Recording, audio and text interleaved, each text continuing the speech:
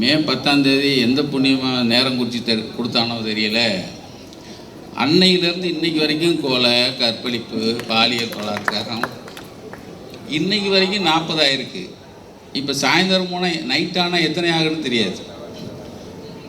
அது எந்த ஜோசியக்காரன் கண்டுபிடிச்சான்னு கொடுத்து அவனுக்கு நீங்கள் பாராட்டணும். அவன் தான் நேரம் குறித்து கொடுத்துருக்கான். இந்த நேரத்தில் இந்த சேரில் இப்படி போய் உட்காரு அப்படின்னு சொல்லி. அது முந்தா நாள் நான் கலைஞரை பற்றி தான் பேச வந்திருக்கேன், வேறு எதையும் பேசலை. போகிற போக்கில் சில விஷயத்து தொடாமல் போயிட்டா கூட என்னையா இருந்தாலும் இப்படி போயிட்டான் அப்படின்ற கூடாதுல்ல. இதை நன்றி அப்படின்னு போனாங்க திருச்சியில். அது முடிக்கும்போது கான்ஃபிடெண்ட்டாக இருங்க, வெற்றி நிச்சயம். அந்த ஆளுக்கு ஒரு ஆள் போய் தேர்தல் முடிஞ்சிருச்சு நீதாயா முதல்வர்னு போய் சொல்லி அது சொல்லணும்ல. ஒரு வகையில் அதை சொல்ல மாட்டேங்கிறாங்க. கான்ஃபிடெண்ட்டாக இருங்க, வெற்றி நிச்சயம்னா எதுக்கு சொல்கிறாருனாலும் இப்போ தான் ஏன் தேர்தல் முடிஞ்சிருக்கு, இப்போ தான்டா இழுத்து அது 3-4 தடவை கவர்னர்கிட்ட போய்க்கு நீ கவனிச்சிங்கன்னா தெரியும். கவர்னர்கிட்ட போகும்போது கூட ஒரு 2 சில்லறையை போச்சு. அது யார்? ஒருத்தன் ஜனநாயகம் பட அதிபர், இன்னொருத்தன் விஷ்ணு ரெட்டின்னு ஒருத்தன். இவங்க 2 பேருக்கு கவர்னர்கிட்ட என்னடா வேலைன்னு எவனாவது கேட்டாங்களா? மந்திரி சபை எங்களை அமைக்கணும், நீங்கள் அனுமதின்னு சொல்கிறதுக்கு தானே போனோம். அதுக்கு ஏன்டா இவங்க 2 பேர்? ஆரம்பமே சரியில்லை. சரி போகுது அப்படின்னா இப்போ நம்ம அண்ணன் வேற சொல்லிட்டார் 6 மாதம் விட்டு பிடிப்போம் அப்படின்னு. நீங்கள் விட்டு பிடிக்கலாம், நாங்கள் விட்டு பிடிக்கிற மாதிரி இல்லை. நீங்கள் சும்மா இருக்கலாம், நாங்கள் சும்மா இருக்க முடியாது. அது அந்த கோஷ்டியில் எங்கள் அண்ணன் தான், மந்திரியும் சேர்ந்துதான். அவரும் கொஞ்சம் விட்டு பிடிப்போம் அப்படிம்பாரு. ஆனால்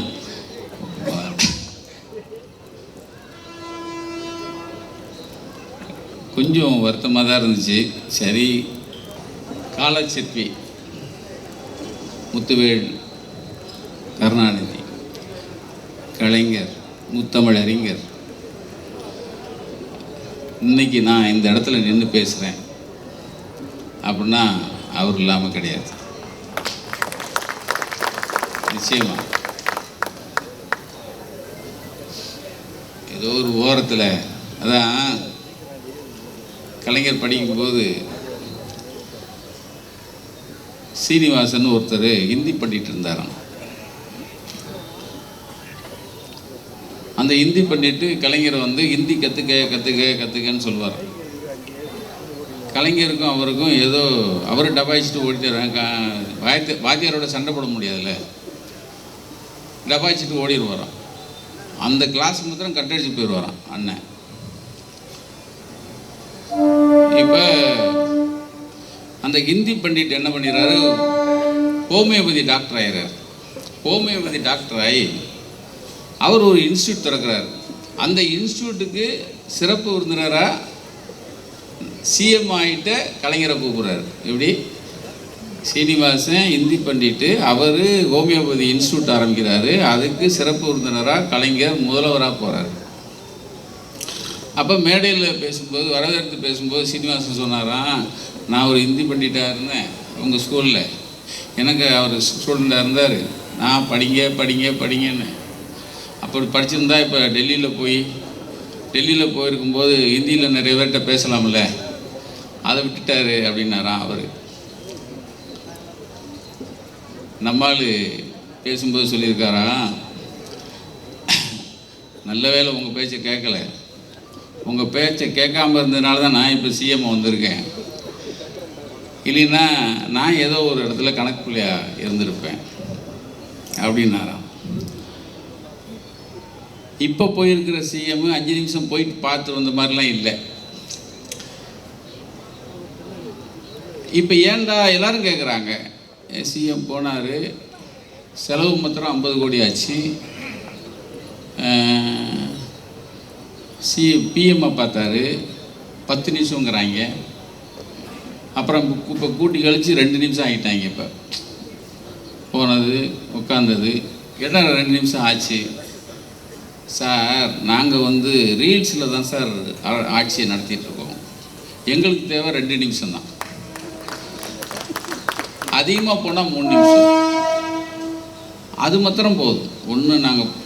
ஒன்று பொக்கே கொடுக்க, நீங்கள் வாங்க, பொன்னாடை போட, அதை நீங்கள் வாங்க, உட்கார, பள்ளியிலிக்க, எந்திரி, நீ போ அப்படின்னு நீங்கள் சொல்ல, அவ்வளோதான்.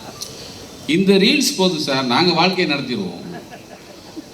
அது தெரியாமல் நம்ம ஏன் இவர் பிஎம் பார்த்தாரு, ஏன் பேசலை, அவர் என்ன முத்துவேல் கருணாநிதி ஸ்டாலினா, இல்லை அவர் என்ன முத்தமிழ் அறிஞரா, போய் உட்காந்து 50 நிமிஷம் 1 மணி நேரம் போய் உட்காந்து இரும்பு பெண்மணிங்கிற இந்திரா காந்திகிட்டே ஃபைட் பண்ணி தமிழ்நாட்டுக்கு தனிக்கொடி வேணும்னு கேட்டவர் நம்மால். அந்த கொடியை டிசைன் பண்ணிட்டு போயிட்டாராம். போன உடனே அந்த அம்மா போச்சுறான், இவரை மாதிரி ஒவ்வொரு மாநிலத்துக்கும் கேட்டாங்கன்னா என்ன ஆகுறது, கொஞ்சம் பொறுங்க அப்புறம் டிஸ்கஸ் பண்ணுவோன்ருக்காரு. அப்போ எங்களுக்கு இந்த சுதந்திர தின விழாவுக்கு கொடியேற்ற உரிமையாவது கொடுங்க அப்படின்ட்டு வாங்கிட்டு வந்திருக்கார் அவர். இந்த வரப்போகிற ஆகஸ்ட் 15 தான் முதல்வராக இருக்கவங்கிறதையே மறந்துட்டு இருக்கிறவர் ஆகஸ்ட் 15 கொடியேற்றணும்.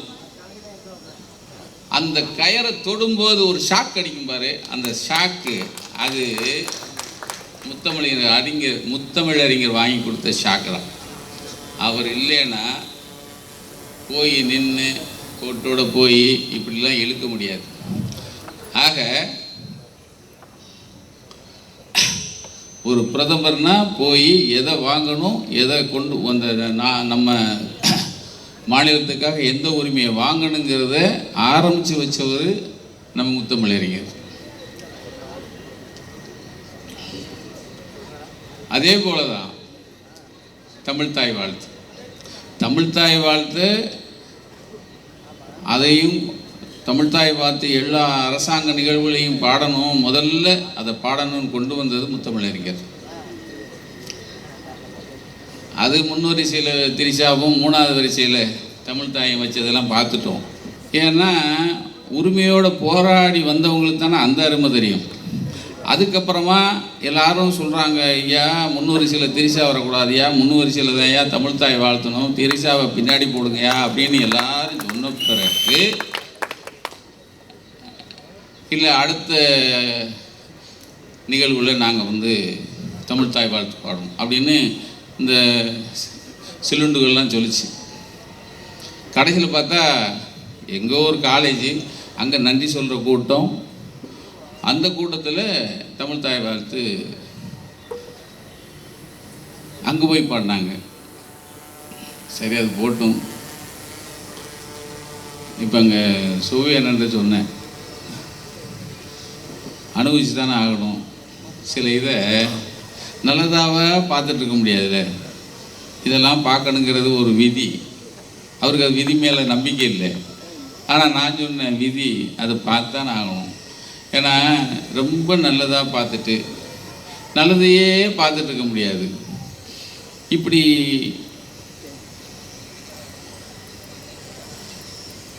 இல்லையா, பட்டு வேட்டி பட்டு சட்டை கட்டி வந்ததை அதை ரீல்ஸ் போட்டுறாங்க. அவங்க வாழ்க்கையில் ஒருத்தன் பட்டு வேட்டி பட்டு சட்டை கட்டிட்டு வந்துட்டான், கால் பட்டு வேட்டி பட்டு சட்டை கட்டிட்டு வந்துட்டாங்கிறத மாத்திரமே வச்சு ரீல்ஸ் போட்டுறான், அதை பார்க்குறான். இந்த நாடு எதை நோக்கி போகுது? எங்கள் அக்கா பேசும்போது சொல்லிச்சு மேகதாதுன்னு. மேகதாதுன்னா அங்கே முதல்ல அவங்க என்னன்னு தெரியணும்ல. மேகதாதுனா என்ன, இதுக்கு எப்படி குரல் கொடுக்குதுன்னு ஒருத்தன் சொல்லித்தரணும்ல. சேர்ந்தவன் பூரா சிவலிங்கமாக இருந்தால் அப்புறம் என்ன பண்ணுவீங்க? மேகதாதுக்கு யார் போராடுறது? அவன் நான் கட்டுவேங்கிறான், காது கேட்கல. இங்கே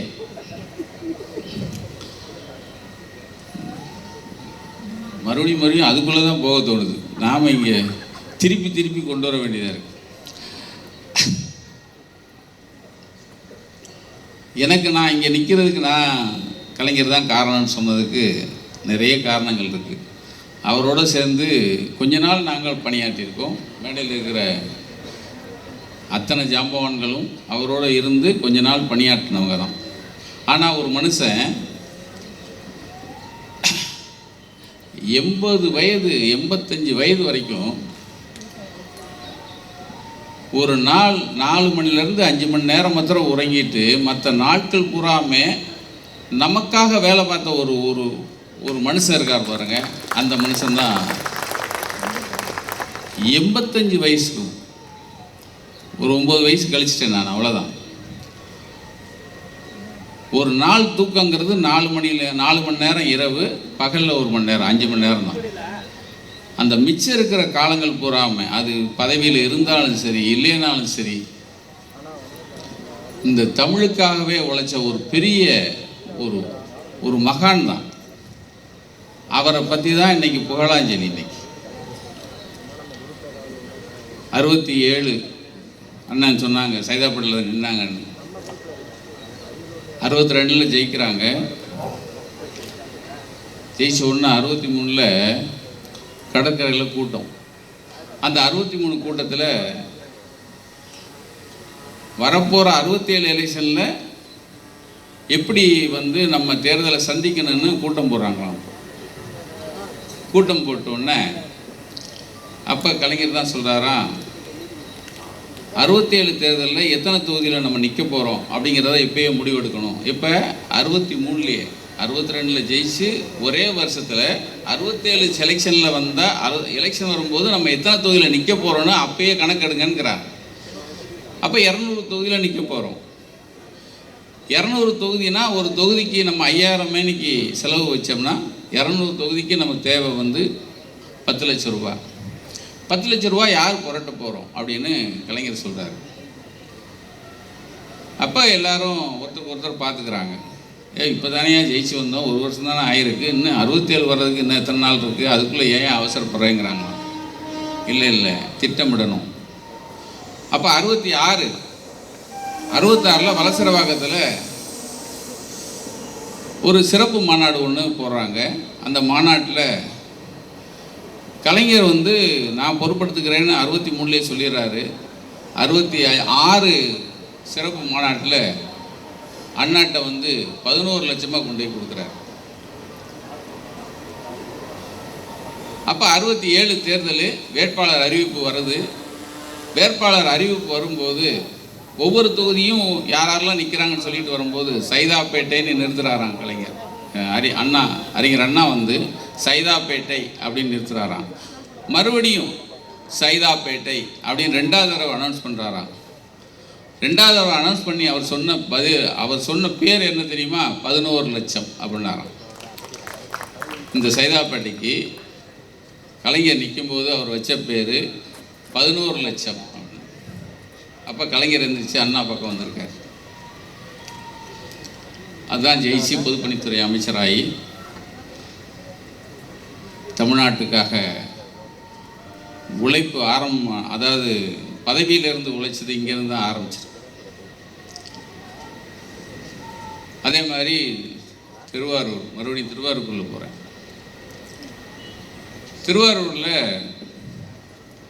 சேதுராம ஐயர்னு ஒருத்தர், அவங்க பள்ளிக்கூட ஆசிரியர், 7ஆம் வகுப்பு ஆசிரியர் சேதுராம ஐயர். படித்து முடிச்சிட்டாரு. மறுபடியும் அதே ஊருக்கு போகிறாரு. ஆசிரியர் கூட்டணி மாநாடு ஒன்று நடக்குது, அதில் கலைஞர் போகிறாரு.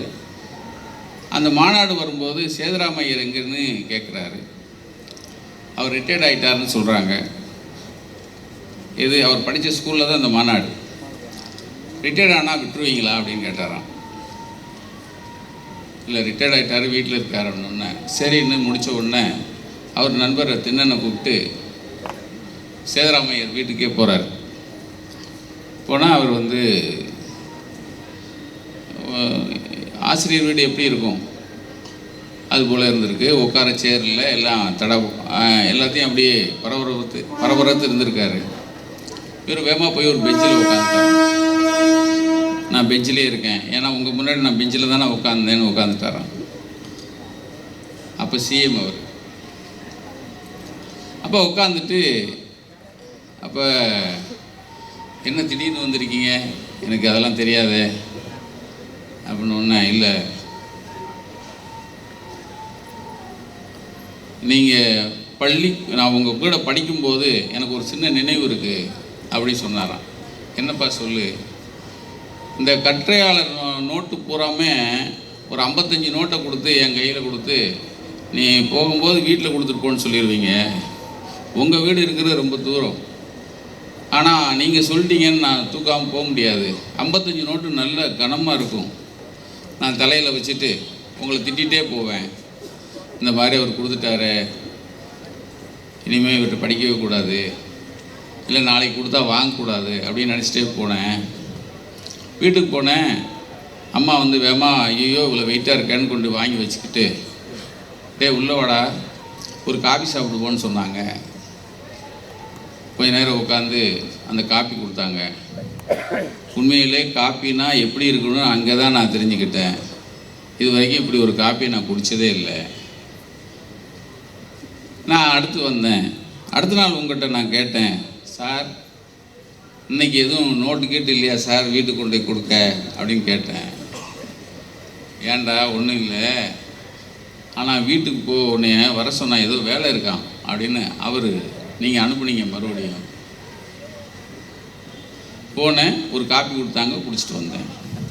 டெய்லி நீங்கள் டே போகும்போது வீட்டை போட்டு போடா அப்படின்னு சொல்லுவீங்க. நான் டெய்லி வீட்டுக்கு போய் ஒரு காப்பி சாப்பிட்டு போவேன்.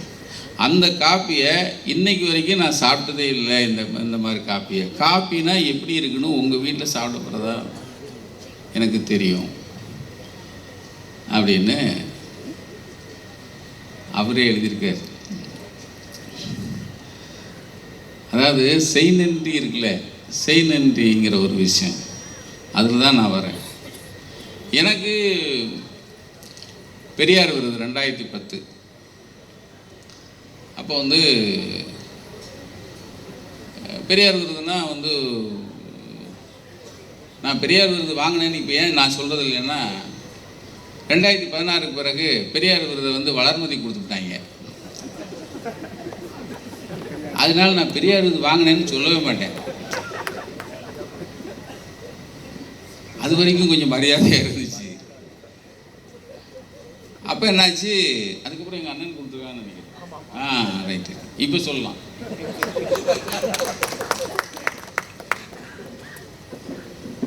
அப்போ எனக்கு நாள் ஒரு கலெக்டர் ஃபோன் பண்ணார். இந்த மாதிரி பெரியார் விருது மிகப்பெரிய உயரிய விருது, அதுக்கு புரோட்டோகால்லாம் இருக்குது. நாங்கள் வந்து உங்களை அரசு காரில் வந்து உங்களை வீட்டுக்கு வந்து அழைச்சிட்டு போய், நானே வருவேன், அழைச்சிட்டு போய் நான் வீட்டில் கொண்டு வந்து பரிசு, அதாவது உங்களுக்கு விருது வாங்குகிற இடத்துக்கு வரையும் கொண்டு வருவோம். விருது வாங்கினோன்னா உங்களை மரியாதை நிமித்தமாக உங்களை மறுபடியும் கொண்டு போய் வீட்டில் விடுவோம். இது எங்களுக்கு புரோட்டோக்கால். நாளைக்கு அதாவது ஜனவரி 15ஆம் தேதி எத்தனை மணிக்கு வரணும்னு கேட்டார். எத்தனை மணிக்கு வருவீங்க சார்ன்னு. நான் ஒரு 3 மணிக்கு வருவேன் சார், நீங்கள் ரெடியாக இருங்க அப்படின்னாரு. ஓகே சார் அப்படின்ட்டு சேர்ந்து வச்சுட்டு நான் சிஎம்க்கு ஃபோன் பண்ணுறேன். அப்போ கலைஞர் இந்த மாதிரி அண்ணன் சொல்லுங்கள் என்ன, இல்லை நான் உங்களை பார்க்கணுண்ணே. வாங்க என்ன. போனேன், ஒரு நன்றி சொல்கிறது. சொல்லுங்கள் என்ன, ரொம்ப நன்றிண்ணே பெரியார் வருதுக்கு. அப்புறம் ஆனார், இல்லை ஏதோ புரோட்டோக்கால் இருக்கான், ஏதோ கலெக்டர் வந்து கூப்பிட்டு போவாங்களாம், வந்து வாங்கிட்டு மறுபடியும் கொண்டு போய் விடுவாங்களாம். ஆமாம் என்னப்போ என்ன பெரியார் வருதுல்ல, இல்லை எனக்கு பதிலாக எங்கள் அப்பாவை கூப்பிட்டு போக சொல்லுங்கண்ணே அப்படி பார்த்தாரு. உடனே பெல் அடித்தார். சர்மனா வந்தார். கோபால் என்ன சொல்ல செய்யுங்கன்ட்டார். கீழே போனேன். சர்மநாதன் என்னையா சொன்னேன், எனக்கு பதிலாக எங்கள் அப்பா கொடுப்போம். விருது உனக்கு தானே இருக்காரு. இல்லை எங்கள் அப்பா கொடுப்போம். நான் சொல்லிட்டேன் மேலே. இது அப்படியே ஷார்ட்டை கட் பண்ணி நான் 68, 69க்கு போகிறேன். ஷார்ட்டை கட் பண்ணி 63க்கு போகிறேன், 67, 68க்கு போகிறேன். அப்பா வந்து ஐஎஸ்ல பியூனாக ஒர்க் பண்ணிகிட்டு இருக்காங்க. அவருக்கு சம்பளங்கிறது ஒரு 180 ரூபா எவ்வளோ வாங்கிட்டு இருந்தாங்க. இப்போ நான் பள்ளிக்கூடம், எங்கள் வீட்டில் 4 பிள்ளைகள் பள்ளிக்கூடம் படிக்கணும்னா நீங்கள் காலையில் ஃபீஸ் கொண்டு கட்டணும்னா ப்ரைவேட் ஸ்கூலில், முதல்ல நகராட்சி ஸ்கூல், அப்புறம் ப்ரைவேட் ஸ்கூலு. ப்ரைவேட் ஸ்கூலில் பண்ணும்போது ஒரு 30 ரூபா ஃபீஸ் கட்டணும். 30 ரூபா 4-5 நாளாக கொடுக்காதனால என்னை வெளியே வச்சுட்டாங்க. நான் அம்மாட்ட வந்து சொல்கிறேன், அம்மா வந்து அப்பாட்ட சொல்கிறாங்க. அப்பா வந்து டே காலைல ஆஃபீஸ் வந்து வாங்கிட்டு போய் சொல்ல அவனை அப்படின்ட்டாங்க. காலைல போகிறேன், காலைல ஐஏஎஸ் ஆஃபீஸு வாசலில் நிற்கணும். அப்பா பியூனு அதை கடல்நிலை ஊழியராக இருக்கிறதுனால அந்த இதெல்லாம் போட்டுக்குவாங்க. வந்து ஒரு கார் நிற்கும், கார் அப்பா போய் திறப்பார். அந்த உள்ளேருந்து ஒரு ஏஐ வருவார் ஃபைல்லாம் எடுத்துகிட்டு. அப்போ எங்கள் அப்பா வந்து ஃபைலை போய் வாங்குவாங்க. அவர் சாப்பாடு கூட வாங்கிக்குவாங்க. கதவை திறந்து கதவை திறப்பாங்க, சாப்பாடு கூட வாங்குவாங்க, ஃபைலை வாங்குவாங்க. அவர் போயிடுவார், கதவை அடைச்சிட்டு போயிடுவார். அடுத்து ஒருத்தர் வருவார், ஜீப்பில் வருவார். ஜீப் அப்பா கதவை திறப்பாங்க, மறுபடியும் அடுத்து ஒரு கான்ட்ராக்ட் வருவார். அந்த கான்ட்ராக்ட் யாருன்னா எங்கள் தமிழ்ச்சேகாவோட அப்பா தங்கப்பாண்டியன் அண்ணன் வருவார். அவருக்கு எங்கள் அப்பா கதவை திறப்பாங்க, அவர் இறங்கி வருவார். அவர்கிட்ட தான் எங்கள் அப்பா சொல்லுவார், அவர் தான் அணுக்கமாக பேசுவாங்க எங்கள் அப்பாவோட. யார்? நான் என் பையன் ஸ்கூலுக்கு ஃபீஸ் கட்டணுமா, அதான் வந்திருக்கேன் அப்படின்னு அவர்கிட்ட ஒரு 50 ரூபா வாங்கி என் கையில் கொடுத்து வீட்டில் போய் 30 ரூபா 20 ரூபாய் அம்மாட்ட கொடு, 30 ரூபாய் ஸ்கூலில் கட்டுன்னு அனுப்பி விடுவார். இது ஒரு காலம் நான் சொல்கிறது. இப்போ ஷார்ட்டை கட் பண்ணி 2010 ஜனவரி 15 எங்கள் ஆஃபீஸ்க்குள்ளே தான் வீடு. மத்தியானம் 3 மணிக்கு ஒரு அரசு வண்டி வீட்டுக்கு ஆஃபீஸ்க்கு வருது. எங்கள் அப்பா அதுக்குள்ளே நான் போய் சொல்லி, கொஞ்சம் அப்பா வெயிட் செட்லாம் மாற்றிக்கிங்க, உங்களை கூப்பிட ஆள் வருது. ஏன்னா அப்படின்னாரு. இல்லை உங்களை கூப்பிட்டு போகிறாங்க. நான் அப்பா கூட எங்கள் அத்தா வந்தாங்க, 2 பேரும் கீழே இறங்கி போகிறாங்க. நாங்கள் எல்லாருமே கீழே வந்து ஒளிஞ்சு பார்க்குறோம். கீழே அந்த காரில் வந்த கலெக்டர் கதவை திறக்கிறாரு, எங்கள் அப்பா உள்ளே போகிறாரு. கலெக்டர் கதவை சாத்துறாரு, எடுத்துகிட்டு போகிறாங்க. இதுதான் கலைஞர். ஒரு காலத்தில் எங்கள் அப்பா அவங்க மேலதிகாரிக்கு கதவு திறந்தார். அதே அப்பாவுக்கு ஒரு கலெக்டர் கதவை திறக்கிறார். என்னடா செஞ்சாருன்னு கேட்குறாங்கல்ல இந்த எடுவட்ட. சாரி, வாயில் நல்லா தான் வந்துட போகுது.